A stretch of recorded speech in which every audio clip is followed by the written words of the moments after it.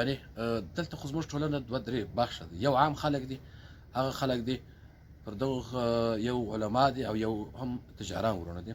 تجاران ورونه که خپلې مرستې همکاري کوي د ولایت له ادرسه دي له مهاجرو سره خپله همکاري دا وخت وکړي، ځکه دا یو وخت ده.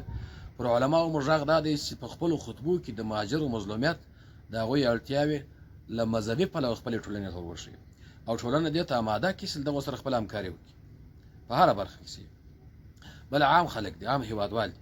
عام هیوادوال که دلته دوی د کرایې سرایونه لري نو دوی د مهاجرو ته دا وخت په کرایه نه ورکوي بلکې مفت یې ورکوي، که بیا هم ورکوي په ډېره کمه کرایه دې ورکوي، خپلې کرایې دې کنټرول کړي، په لوړې کرایې د سرایل دغه مظلومانو ته نه ورکوي. ځکه د هغه خلک دي زموږ تا ته امیدونه دي، په ما او تا پسې امید تړلی دی او دا وخت زما او ستا په امید باندې په دغه یخني کې را روان دي، له بله هېواد څخه په اجباري توګه راایستل کېږي. چیرې مهاجرینو ته څوک په ګرانې کرایه باندې سرایونه ورکوي، د عدلي ریاست ته دې څوک خبر وکړي، ځکه عدلي ریاست ته د ولایت مقام له خوا څخه دا هدایات شوي دي چې په کرایه باندې مهاجرینو ته باید سرایونه ورنه کړل شي، او که بیا هم هغه په جریان کې نشي کولی چې کولی شي ولایت مقام په جریان کې کړي.